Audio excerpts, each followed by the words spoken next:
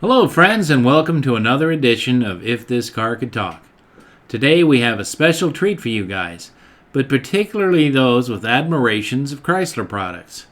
Straight from the heyday of the muscle car wars in 1967 is this beautiful Dodge Coronet 500 hardtop with all the goodies car enthusiasts want. The car's owners, Terry Hill and his late wife Chris, have been friends of this channel from day one, subscribing and then allowing us to feature their late model Challenger, which you'll find a link for in the description. Like every car we feature here, this Coronet has a great story, and this one's extra special because Terry bought it in memory of his incredible wife Chris, who enjoyed Terry's Mopars as much as he did. I'm fortunate that Dana shares my automotive passions too. But from what I hear, not everyone's significant other shares their passion for cars. Now follow along as Terry tells the story of this really cool 67 Dodge and why it holds a special place in his life since Chris's passing. It's an inspiring tale of love, commitment, devotion, and memories of his beloved wife and the car Terry knows that they still enjoy together.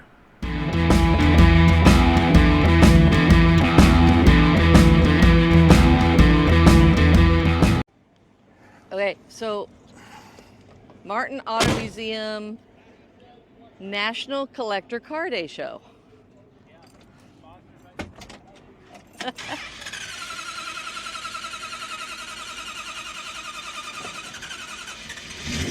There she goes.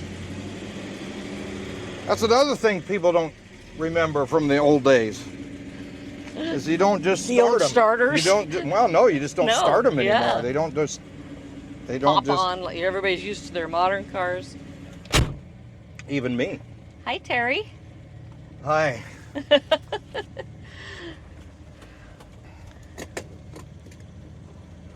All right, we get to go for a ride in the 1967 67. Dodge Coronet 500. There we go. I found it in October. A guy had it in East Mesa, and I'd always, for the last several years, kind of been just kind of looking, not really serious. Told my wife all the time that I was going to get a classic car, that I wanted a classic car, and just the opportunity had to present itself, and the, right. It just had to be right. Yeah. So, when the time was right, I actually really started looking in earnest, and I didn't really expect to find anything that I really wanted in such a quick timeline. But once I started looking, this thing popped up on Facebook Marketplace, and of course you got to be really careful with Facebook Marketplace. But it was local, East Mesa, just clear over at the base of the Superstitions. So contacted the guy and said, well, I've got some things going on. It's a Friday, and I got some things going on this weekend. And I said, as soon as I can get to your house and look at it, it's Sunday. I said, if you sell it, no problem. I mean, understand, whatever. Yeah. He goes, no, I'll hold it for you. He says, I haven't had much traffic on it. He says, I'll just hold it for you, and you can come look at it. I go, well, all right. So Sunday morning, I drive all the way to East Mesa and knock on the door, and this guy comes out in a Mopar shirt, and I thought, this is some. I go, Mopar guy, huh? He goes, oh yeah, all my life. So we really hit it off. We sit there and talk for like an hour and a half. But he opens up the garage and sits this car, just basically how you see it right now. Yeah. And he starts it up. It starts right up. He backs it out of the driveway. And I'm not kidding you. This thing looks better than it did in the pictures. It looked good in the pictures. It looked better in person. Engine runs good. It didn't miss when it started. It moved. Everything. And so we're sitting there talking some more and looking at the engine and asking him about it. Turns out it's all original. 383 4-barrel, big block, 727 Torque Flight automatic transmission, 8 3/4 rear end, factory color, MM1 turbine bronze metallic. had one repaint. Otherwise, it's completely original. And I thought, well, the car is 58 years old. The fact, you know, if it's Well, it's very. I mean, you can see all that. if it's completely original, it's one in a million. It's beautiful. And so we talked some more, and I tried to contain my excitement because I'm a Mopar guy anyway, and the B-bodies are my absolute favorite body platform of that era. And so I just I went home, and you know, it was like a new woman. That's all you could think about. and so I slept on it. Monday morning I get up and I get in front of the computer, and I'm supposed to be working, but I'm researching, because Sunday night I have him send me a picture of the VIN tag, which is still in place, and the fender tag, which is still in place. And so I start dissecting this thing as much as I can, and every rabbit hole I went down, and I'm a person that goes down lots of rabbit holes, and then I create tributaries of those rabbit holes because those rabbit holes aren't long enough. Every rabbit hole I went down, it kept coming up that this thing is actually 100%, and even more so, what the guy's telling me that it is. 100% original, factory engine. It's probably been refreshed, but factory engine, all the factory parts, some original, like the voltage regulator was original. I had to replace that, but that's no big deal. One repaint, obviously, he had it ceramic coated, which just gives it its shine, Yeah. which is fine. I don't have any problem with that. But it just kept coming up that it was exactly what he said, and probably even better, because I don't think he ever did the research. The guy had it from his dad, who had passed away in the last couple of years. And I found out, interestingly enough, that this particular car was built in Los Angeles. In the 60s, car manufacturers had several plants that built the same model. So this particular one was built in the Los Angeles plant. It was shipped to a dealer in Linwood, Washington. I'm originally from Washington. I know the building. Oh, wow. I could drive you to the parking lot. I don't know if the building is still there right now. I can't remember. It's been a long time since I've been up there. But I could drive you to the parking lot that the building was in. That's awesome. I know the dealer. I've been to the dealer. I've probably looked at cars at the dealer. And I could drive you to it. As soon as I heard the name, I knew exactly where it was, and I could picture it in my mind. The guy lived in Olympia that had it, and so my guess is, without pulling all the registrations, that it was built in Los Angeles and spent its whole life on the West Coast. Yeah. Until the guy brought it down here after his dad passed. So it'd been in that family for about 14 years. And prior to that, it had obviously been garaged and taken care of, because in Washington, Sure. cars don't last. It's Right. too wet. They rust, especially in this day and age with these cars, because there's no protection on the. So does that make you the second owner? No, I'm not the second owner. I'm probably the fourth. Oh, okay. Yeah, my guess. A few other ones in there. Yeah, if I had to guess, I was just excited to get this car. Well, it's like it's meant to be when you fall into that kind of thing. I think so. I mean, Yeah. I really do think so.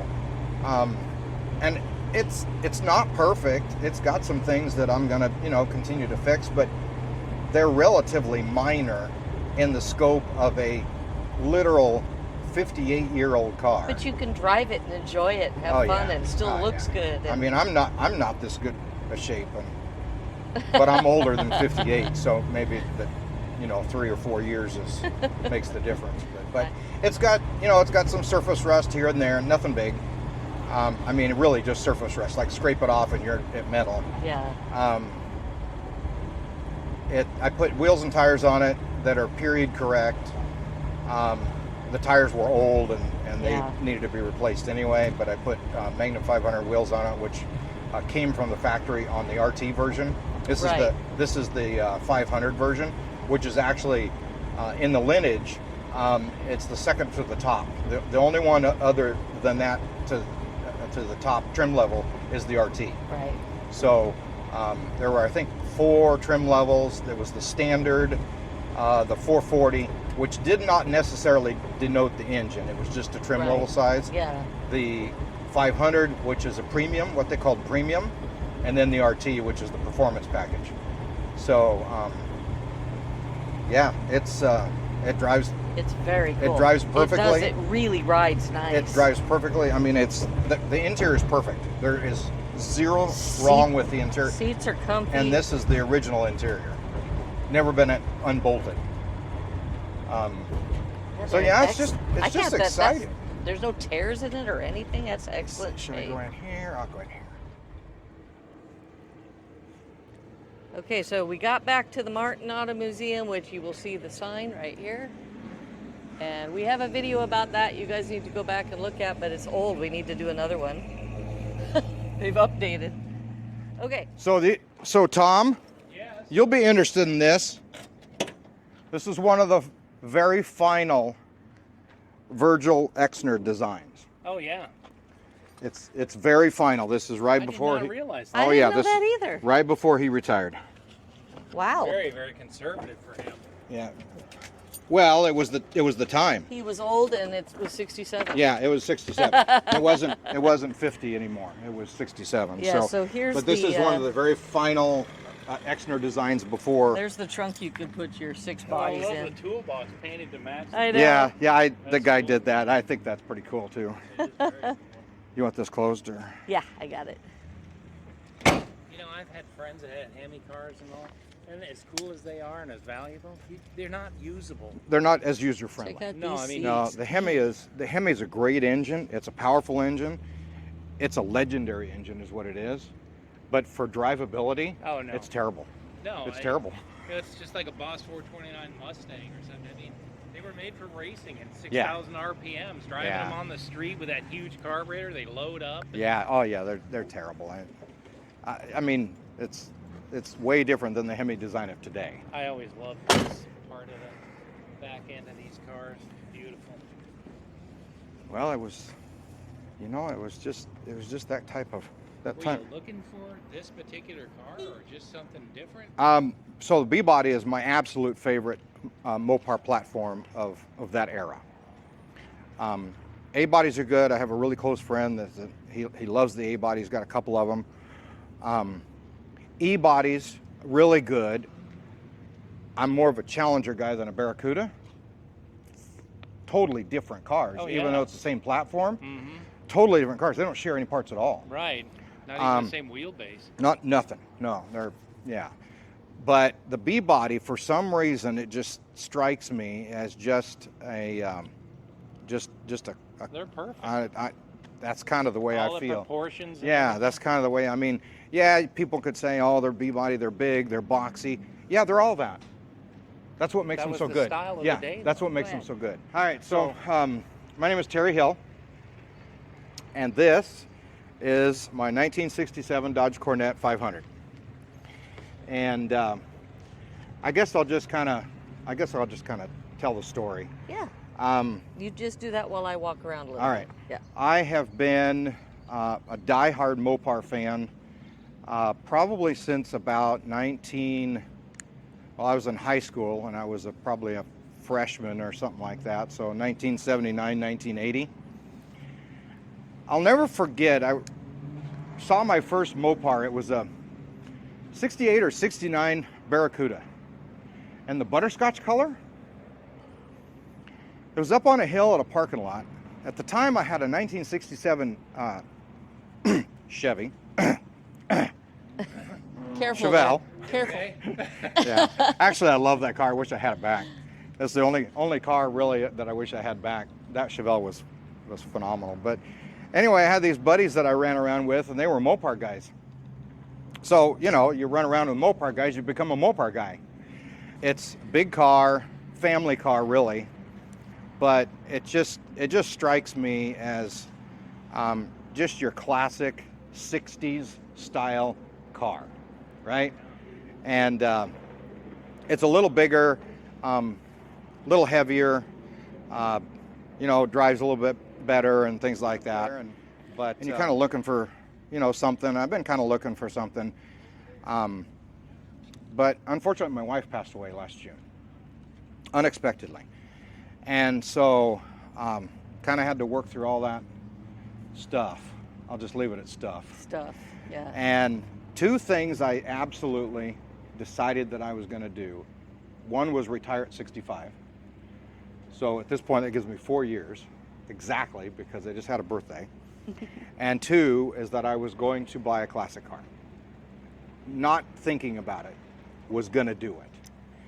And so when kind of got through all the logistics of all that stuff, I started looking. And this popped up as a local car in East Mesa. Guy was looking for a job and needed to move because he was moving to Montana or Minnesota, one of the M states, I can't remember right now. And he had a 72 Barracuda in his garage, Cuda. And this had come from his dad, who had passed away a couple of years ago. And so ranged, went and looked at it. He pulled it out of the garage exactly how you see it, minus the wheels and tires that I added. That's how it was. Wow. Clean, you know, essentially perfect. We're sitting there talking around or walking around, looking at the engine, rear end, all that sort of stuff. And I go, well, how's it drive? He literally throws me the keys and he says, let's go.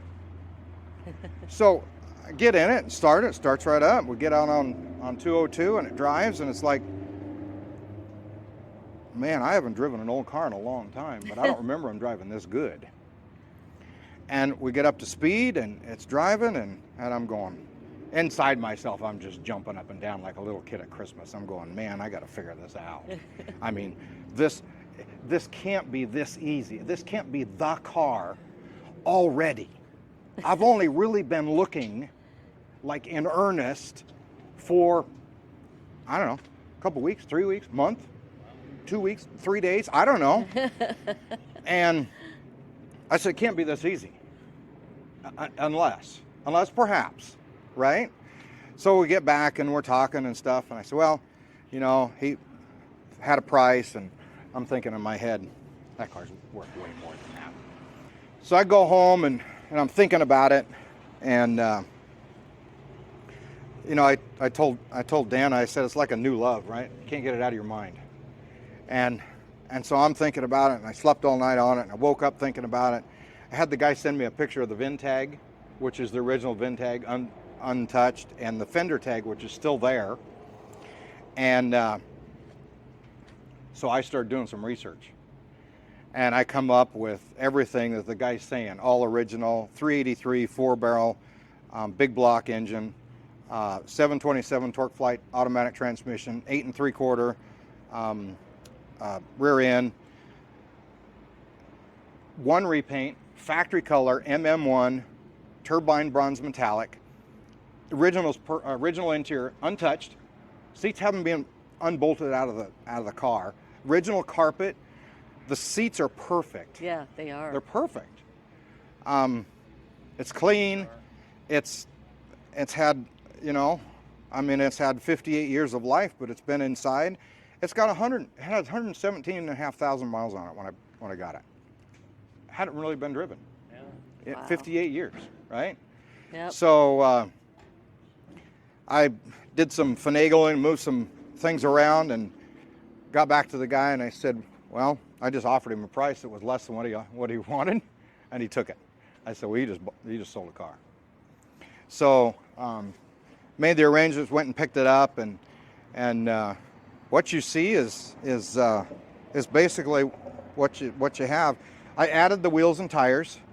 Those are Magnum 500 wheels, original era to the car. They actually come from the factory on RTs, and then I added, you know, new radial tires of today for drivability and things like that. I put a wider tire on it because I wanted the drivability. I didn't want to put a skinny tire that came on it because they're just not as drivable. No. So I put new headlights in it just to have bright today's technology headlights. Yeah. You know, when I'm driving it at night. And I fixed a few things. I had to fix the alternator and put a new voltage regulator on it, and I did some maintenance, changed the oil and stuff. But other than that, it's just the way it is. I've got a few things to fix. Dash lights that are burn out, bulbs. You know, I mean, when you get to be 58 years old, Oh yeah. your bulbs burn out. Oh, you That's get the dim great anyway. thing, though. Oh, I'm dim.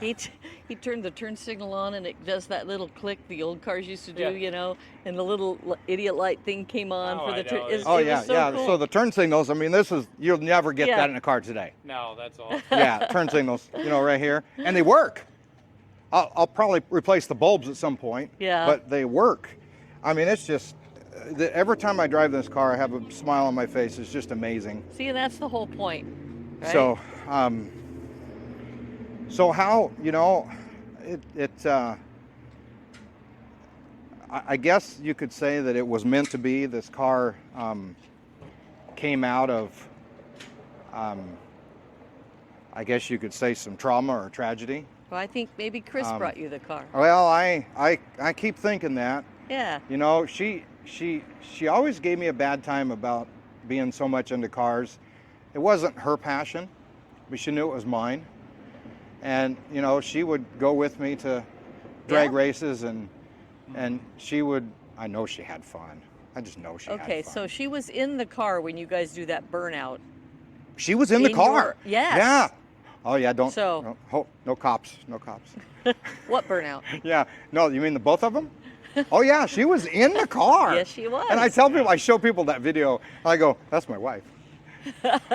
Your wife let you do that? Oh yeah, we had a thing. And it's like, oh my goodness, yeah. So.